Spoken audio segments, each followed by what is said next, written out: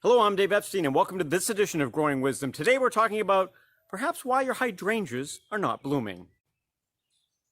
So I purposely left some of these sticks from last year on the hydrangea. So this can be cut off, right?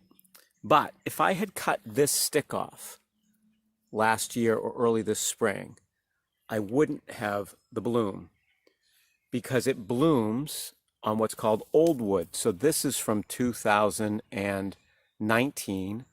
It's blooming in 2020 on 2019 wood.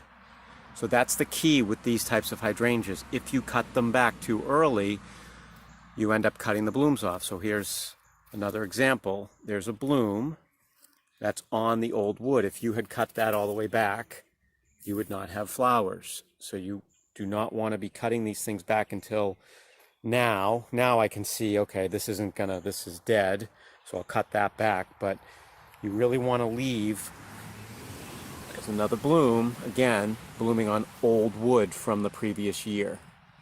So that's why many of your hydrangeas probably aren't blooming, because a lot of you end up cutting things back when you're not supposed to. There's another nice bloom there. So remember, if you have those Macrophyllia hydrangeas, the mop head ones, the ones that bloom on the old wood, you want to be sure not to be cutting them back until you wait and see all that growth that comes out in the spring and then cut them back. Otherwise, you're going to lose your blooms. For Growing Wisdom, I'm Dave Epstein.